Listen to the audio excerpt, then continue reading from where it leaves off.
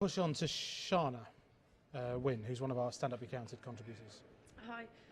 So zero-hour contracts are the most common type of employment in my area, and there have already been some measures to help people on them, but you can still turn up for work and then there's no work there for you.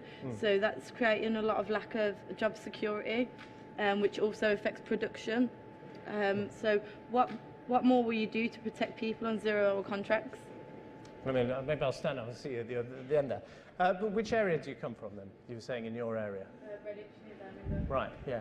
I mean, look, 0 hours contracts are contracts that have been abused, and we've brought in regulation for the first time. I think the biggest abuse you get is these exclusivity. So someone is on a 0 hours contract, but their company will not let them work for any other company, even though they're not guaranteed any hours of work. So a law has now gone through Parliament, which we've introduced to stop that happening. And more generally across the whole population, around 2% of people are on 0 hours contracts. And of course, for some people, they do want that flexibility to work for several people and vary their hours as possible. But the best answer I've got for people who don't want to be in a 0 hours contract is to try and create more full-time jobs for people that they do want to take. And we are creating a huge number of jobs in this country. I say we, I mean, it's the businesses here who are doing that. And we've got a record number of people in work at the moment. We've got a record number of women in work at the moment. And so and 80% of those jobs are full-time. So the best thing I can do is have an economy where business feel confident that they want to grow and take people on, where it pays to work. And of course, we increase our tax-free personal allowance now. It's going up to £11,000 over the next couple of years. And that helps the person who doesn't want to be on the 0 hours contract, wants that full-time job, because there'll be more opportunities in Redditch and elsewhere. Well, a third of people on 0 hour contracts actually want more work, and they're most commonly to be women or age 60 and above. So we're not talking just about my generation, we're talking about old people that can't get a job. The only job that they're getting offered by Job Centre and stuff, 0 hour contracts, they've got no stability.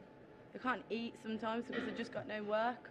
But I suppose you don't really see that. So, of course, we see it in our country, and I want to get rid of that. And the way you get rid of it is not, again, by sort of thinking I can sit in number 11 Downing Street and write some law that stops it happening. What I can do is create an environment in which the businesses represented here grow and they create jobs, and they offer that full-time post to that person who can't get the full-time post at the moment. And that, as I say, is not something that happens overnight. It happens when you've got an economy that people have confidence in.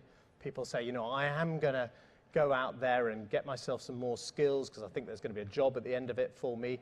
I am a small business and I am going to take some, you know, I run a small business, I am going to take someone on, I think I'm going to take that risk. You know, that's the... They're pushing more 0 hour contracts, they're pushing more small paid apprenticeships, you know, and internships. It's growing. You're banging the, you know, Conservatives are banging the drum about, oh, more people are employed than ever before.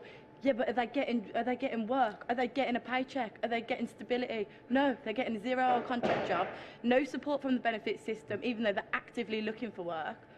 You know, these are the people that need to be more considered, because then that's reflecting straight onto mental health as well. People are depressed because they're stuck in a rut. They can't find work. They've got no help in the system either. So, well, more and more people are getting those jobs. When people were unemployed in very large numbers 5 years ago, now we've got a record number of people in work.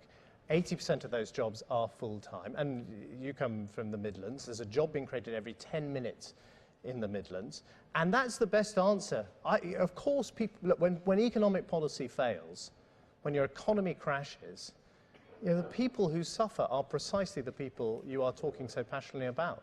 They are the people, the poorest in our society, who suffer, and the way you can help is by running an economy that is stable, that is growing, that is investing, that is creating jobs, where businesses are expanding. That is the best possible answer to the people that you are talking about. Thank you, Chancellor.